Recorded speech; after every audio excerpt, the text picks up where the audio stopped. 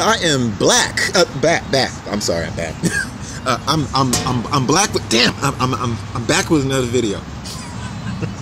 I'm back with another video. I usually go by the name Fred Onyx, but you call me West Coast Fred. Future content creator of a web series called Purge City. I haven't made it yet, but I'm getting around to it. I swear. I swear. But you know what? Okay, I've been wanting to make this video about an old associate of mine. I'm gonna call you Mr. Rose. I'm not gonna say your first name. Call you Mr. Rose. I don't even know if that's your last name, Mr. Rose. But you know who you are. Basically, let me get into a little bit of me, why I'm making this video. Because the thing is, now I've explained a little bit of my past, especially to Ryan and Aaron. Reese doesn't really know into the depths of it, but the thing is, I used to be an enabler of some very closet racist people. I didn't know that they were. Now, a lot of my friends, you already know, have been white. At least half of them are. Nothing wrong with that. It's okay to have friends of different cultures, but the certain type of friend that I was attracting a long time ago was that closet, partially racist friend who would reveal how they really felt about African Americans, or what they used to think, until they met someone like me, a decent, respectable black person. And so I feel that I've had a lot of decent people in my life, white, black, whatever, who treated me not based on the color of my skin, but my character. So I'm trying to help you out because it might save your life. See, I used to be very prejudiced against my own kind, to the point where I thought I was better than them. I didn't want to be associated with them, and I wanted to do everything to get away from black people. Because I just didn't want to be stereotyped. So I did anything and everything, from the people I hung around, from the places I went, to not be associated with them. What the price you have to pay for that is, once you start to have this nudge of a bias, you tend to attract people who do not like other black people as well. That's why I got good jokes of, oh, you're not really black. Well, what am I? Dark skin Caucasian or something? I don't know. But certain individuals, and one of them would be Mr. Rose. So when I realized some of y'all, like Mr. Rose, y'all started to reveal your inner Nazi or your aspiring white supremacist views. Yes, it's true. People who are very racist tend to have black friends. Yes, they do. They just hide it from them. And yes, they will often date them.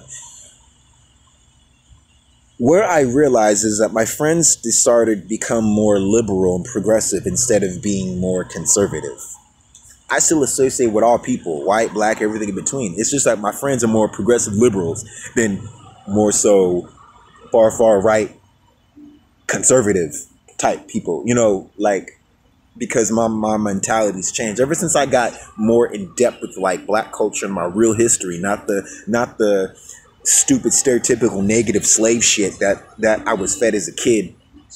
My real black history. I'm kind of pro-black in my culture, and you know, but the thing is, I'm still the same person, just more aware of my own prejudice, my own narrow-mindedness, that a lot of black people had to put me on the right path. They had to kind of, some not so patiently, some they had to really get me in order. Because I'm black too. I don't even hate my own people. So I'm trying to help you out. I had some decent people in my life. I'm trying to help you. I say change your ways. It said, okay, the thing is, when some of our own friends can't talk to you and that you were liking Nazi propaganda, which I believe that one of my friends do have some screenshots of that shit, and I've seen the group that you kind of were liking, that page. I saw that shit. That's not cool. I'll tell you that's not cool, because here's the thing. Let me tell you a little story. Right now, in South Africa, I know Reese know about South Africa, there are the Afrikaners, the Boer people. If you don't know, South Africa has a very racist, insidious past, just like America. Matter of fact, Trevor Noah, a man of African and European descent, he said this same thing. He said the South African government all around the world to study how other Western countries treated their non-white people. And one of the places they stopped was America, and they really got influenced by their Jim Crow laws. They went to Australia, they went to UK, they went to America, and they developed this thing called apartheid, which is equivalent to Jim Crow segregation. Apartheid means apartness, separation of the races. Separate, sure as hell ain't equal. So they went there. Europeans didn't show up there until the 1500s. I don't know if it was 1542 or something like that. Probably, maybe later, maybe the 17th century. But I know it was like a couple centuries ago. The Afrikaners, or the Boer people, are descendants of Huguenot settlers. I don't know what part of Europe they're from. They're descendants of the Dutch, the English, and the Scottish. They're kind of mixed in. They have this unique culture, much like Cajuns. And they created a socio-political system that put them on top. They were in charge of at least 70-80% of the land and agriculture over there, and basically all black folks on the bottom. And that system shoved all the black, well, not all, but a lot of black people in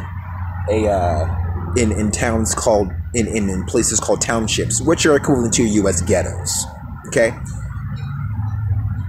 The reason why the black people do not get along or didn't get along with the white South Africans was because they created a system to where they put the Africans in a impoverished-like state where they're starving and there's war.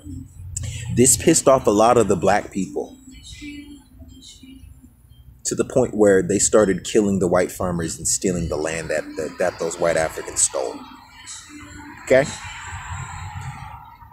The story that they try to pass off is that they came there on an unoccupied part of the land, but they just started to take more land, and they created a certain bill or act to stop them from taking more land than what they already got.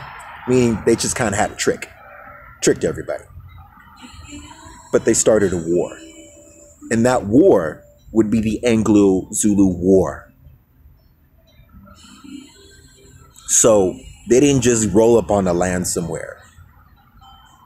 They also started to hide and rewrite history to the point where they made up some bullshit saying, oh, they just got on the land. They didn't steal it. They just came up on a part where there was no black folks. And the black folks are over there.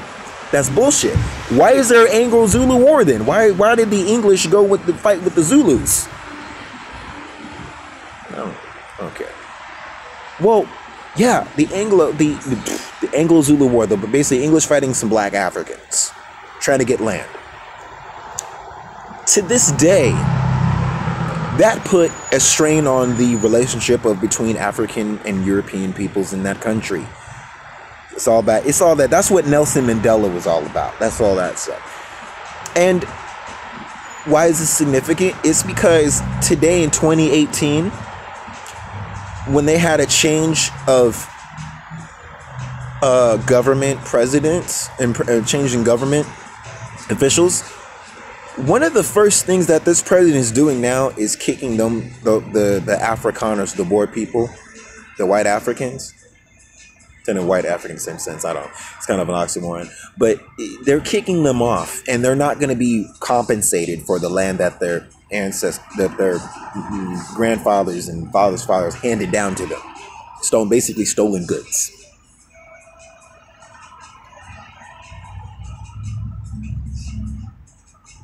And I'm telling this story because everywhere that I go, everywhere that I explore and ask people, there are some people like Rose, Mr. LaRose.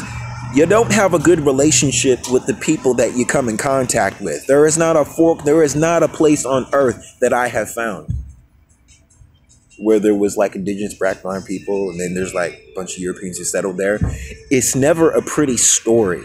I know there's always going to be differences between two different cultures, but it's like the same story and a changing of history. You know why those black Africans are pissed off at those white Africans? It's because it's not just stealing the land, it's a stealing of history and a rewriting of the identity of the culture and the politics of the whole society. Because you understand why are black people so pissed off at white people sometimes? It's not only stealing of resources, stealing of land. In every part of Africa where there was an ancient structure and a society and cities and roads and ancient structures, do you know that in every country that was colonized, the settlers there tried to rewrite and said the Africans did not build Egypt, Nubia, the great ruins of Zimbabwe or Timbuktu, which is the basic where the Western world got the idea of their college? That is why. How does this trickle down to you? Well, if this offends you, good, it should. Because here's the thing. When my own friend of 10, 20 something years tries to convince you to stop with liking those posts, that's the equivalent to someone getting mad at me referencing old books that are 100 or 200 years old that is false information about African people, and me calling me on their bullshit. I said, if you don't want to be called on your bullshit, either hide your tracks or stop writing fucked up shit about African folks. You know what I mean? Like, not that you were doing it, but I'm just like, hey man, if you don't want to be called on your bullshit, stop leaving behind the evidence. Okay? And let me give you another example. I don't want you all to read. This is why I'm a commentator and try to be a scholar of race relations in America, of why it happened. In 1973, between 1974, it was November 1973 and up to April of 1974, something like that, there was this string of murders called the Zebra murders. Zebras are black and white, right?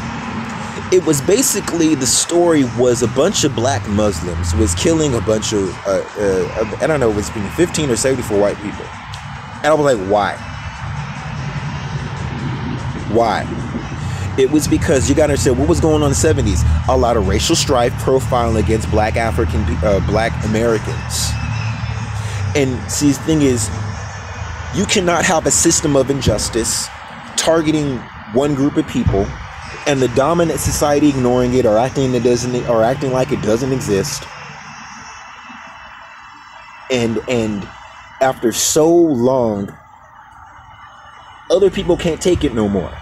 People are getting to the point where I can see this on the videos. Look at every video. Take up Charlottesville, for example. Black people and white people are getting tired of racism.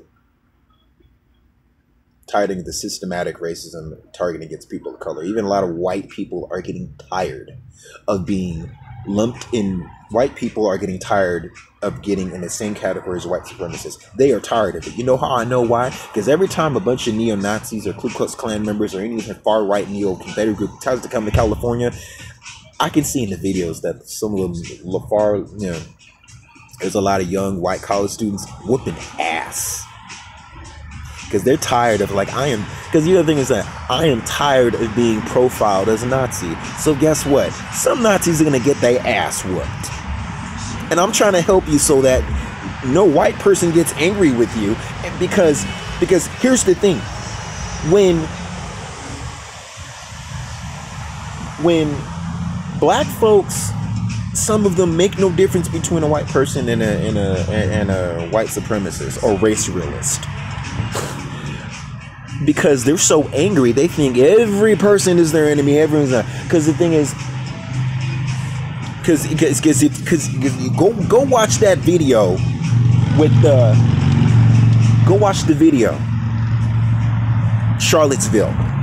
You know that Klan rally? It wasn't a Klan. It was more like a same thing. Whatever. It was over the Confederate statue of the General Robert Mueller being taken down. You know, when you look at that video, that, I don't know if it was the mayor or a senator, some guy who was official, he kind of okayed for the rally to take place. And do you know who was kicking his ass? All I saw nothing but angry white people who it was just a bunch of white folks kicking ass of other white people. You know why? Because he had one group of people who got angry at all the Nazis or whatever, I don't know, white supremacists. They were beating their ass because he said, wait, you allowed this here? I got all these angry black and brown folks looking at me as if I was okay with this shit. I'm whooping your ass. I'm gonna shoot and stab you. And I'm trying to save you because you're gonna cause people in your own race to come kick your ass. And people try to come and help you. A black guy and two of our own friends try to speak to you, and you sit and deny. Because I'm gonna tell you something. One thing I can't stand is not a Nazi. I hate a closet Nazi. I hate a closet Nazi, and you're kind of in that category. I'm trying to save you from yourself when someone. Because let me guess, if one of these people, if one of them Berkeley College students catches you at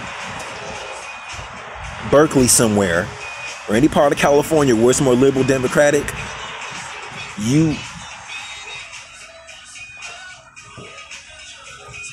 dude tried to help you out. A black guy tried to help you out. I tried to help you out and say, look, man, someone is going to kick your ass. And they're not going to care. Because the thing is, I have a cousin who don't look black. She can pass for a white person. I don't need a bunch of 45 million black people who are mad at her just because she looks like someone else. She's like, no, she's one of us. She's not, and even if she is one of us, she doesn't have that mentality. I don't need friends because people like Ryan and Aaron already get enough crap from my brothers and sisters. And I don't want to talk to them as if I don't fuck them because, but they're my friends. And I don't need them getting jumped or stabbed or killed just because they think someone else. It's because you got some black folks over here who are angry with the dominant society as a whole, and they think every person is against them. They have a right to be angry. They have a right to be mad. And I'm gonna tell you this: there's a lot of people who need to be thrown up in jail, in prison, for allowing and sanctioning such a racist, dangerous environment. And I'm gonna say this: a lot of people of color who are enablers of this racist society that we have a little bit, they need to be thrown in jail too, not just white, black too. Because if you're a person, if you're white or if you're a person of color, and you add to the system that targets people of color, or if you're a white person, maybe in power, who sanction laws to target people of color, they can't get. Here's the thing: here's where it gets fucked up. Here's where it turns out it gets very dangerous. When a black guy gets shot, or a person of color gets shot, people are up in arms. People in other countries are having riots, and oh my gosh, man, the U.S. is supposed to be progressive, man. You had Obama and you voted for, and then here's the thing. Let's say, Sven, you get shot by a black person tomorrow. You already know there's not going to be a whole lot of headlines like it was for Trayvon Martin. Why? Because one hateful indifference creates another, and people, because a lot of black and brown people are gonna go like this. Why am I up? Why am I in my arms for you when you think this is okay to be shot by police or any armed vigilante citizens just because they're mad because this country is getting a little bit too black and brown? No one is gonna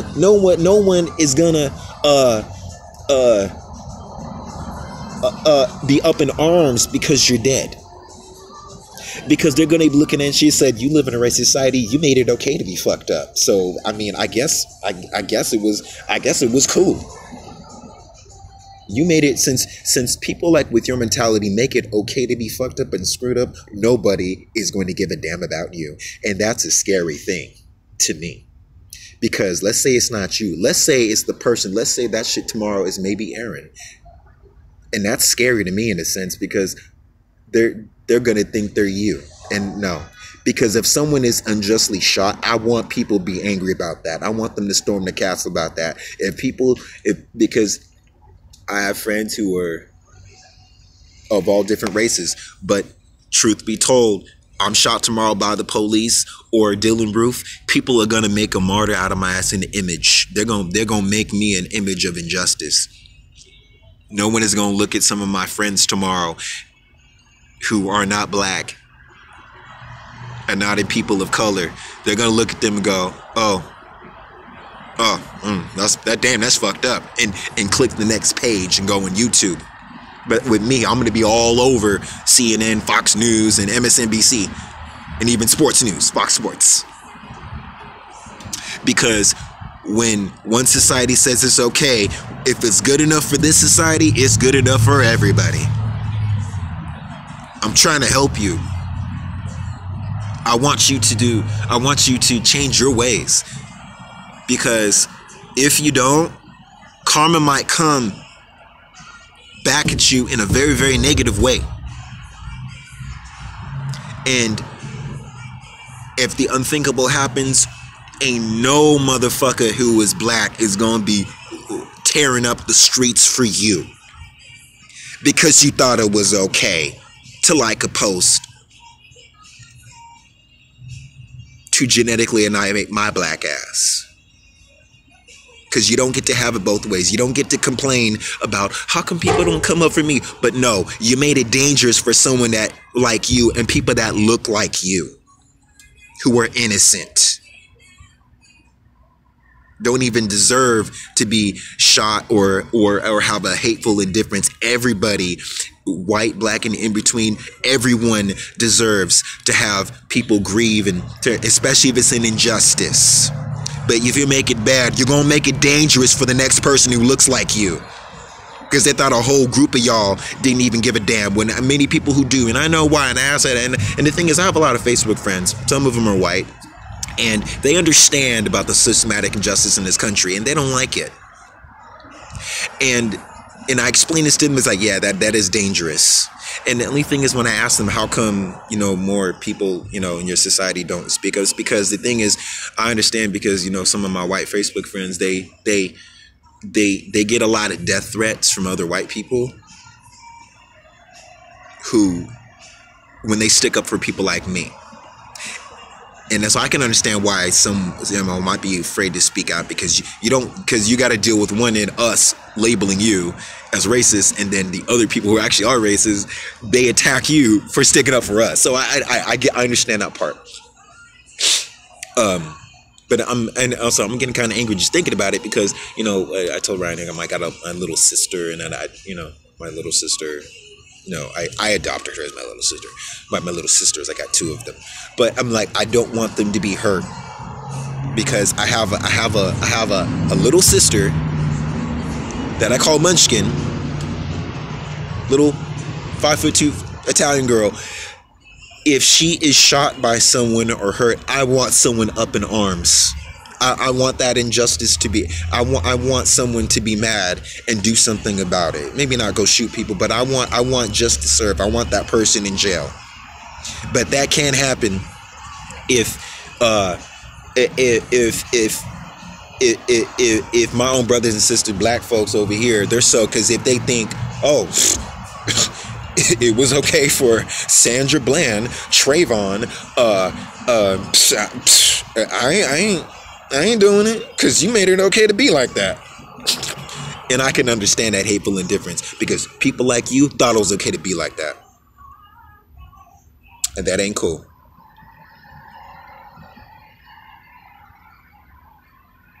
But, yeah. because you want people to stick up for you, you better change your society. I mean, change your ways. You better give a damn. Because the people that try to stick up for you tomorrow ain't gonna be there. They just gonna be looking at you like, nah, go take that ass whooping because you thought it was okay to be fucked up. So you get fucked up too. If it's good enough for me, it's good enough for you. And you don't get to, and you don't, and the thing I'm into this, you don't get to complain about any racial standards when you thought it was okay to be that way. You don't get to complain when you got dirt on your fingers and you got a hypocritical mindset. But I'm gonna get off. All right, man. Fix your shit.